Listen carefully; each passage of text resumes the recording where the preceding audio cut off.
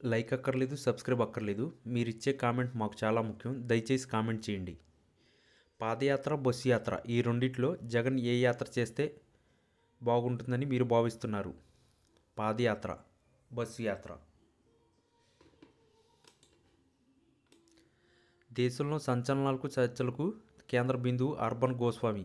ఆయన రిపబ్లిక్ టీవీలో నిర్వహించే ఒక డిబేట్లో టీడీపీ ప్రతినిధి దీపక్ రెడ్డిని ఉద్దేశించి లోకేష్ ఎవరు? ఇండిగో విమానయాన సంస్థ సంక్షోభాన్ని పర్యవేక్షించడానికి ఆయన ఎవరు?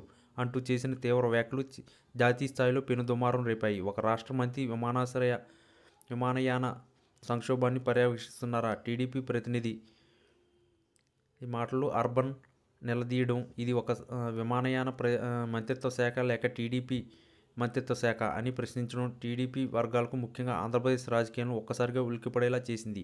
ఈ సంచలన వ్యాఖ్యలపై వైఎస్ఆర్సీపీ యువనేత, మాజీ ఎంపీ మార్గాని భరత్ స్పందన అంచనాలకు మించి ఉంది.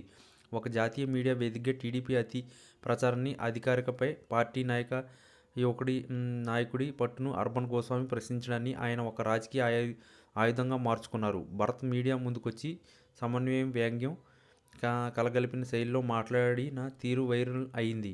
అర్బన్ గోస్వామి ప్రశ్నలో లోతు ఉంది.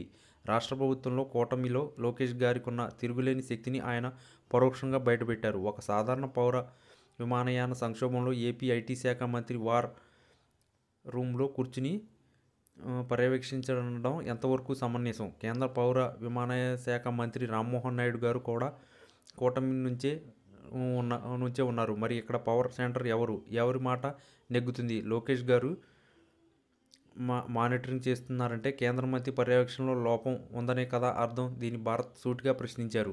భారత్ ఈ వ్యాఖ్యలతో ఆగకుండా టీడీపీ మీడియా ప్రచార వ్యూహాన్ని తీవ్రంగా విమర్శించారు. ప్రతి చిన్న విషయానికి అతిగా ప్రచారం చేసుకునే టీడీపీ అలవాటు ఇప్పుడు వారి పరువును జాతీయ మీడియాలో తీసింది.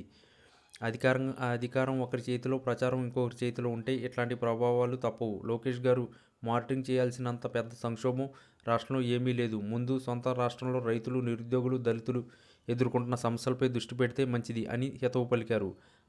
అరబ్ గోస్వామి ప్రశ్నలు ఒక రాజకీయ నేతగా లోకేష్ పాత్రపై జాతీయ స్థాయిలో చర్చకు దారి తీశాయి. నిజంగా ఒక రాష్ట్ర మంత్రి కేంద్ర ప్రభుత్వ పరిధిలోని ఒక అంశంలో ఎందుకు జోక్యం చేసుకుంటున్నారు? ఆయన జోక్యం సరైనదేనా అని సాధారణ ప్రజలు సైతం ఆలోచించడం మొదలుపెట్టారు. ఈ మొత్తం వ్యవహారంలో భారత్ రియాక్షన్ వ్యూహాత్మకంగా ఉంది. ప్రత్యర్థి పార్టీ యువ నాయకుడిపై నేరుగా విమర్శలు చేయకుండానే జాతీయ మీడియా ప్రశ్నలకు ఆధారం చేసుకుని టీడీపీలో అంతర్గతంగా తన అధికార కేంద్రీకరణ సమస్యలను, ప్రతి ప్రచార వైఫల్యాన్ని ఎత్తిచూపడం ఆయన రాజకీయాన్ని పదును పెట్టింది. ఈ సంచలన వ్యాఖ్యలు పై భరత్ స్పందన రాబోయే రోజుల్లో ఏపీ రాజకీయాల్లో మరింత హీట్ను పెంచడం ఖాయం.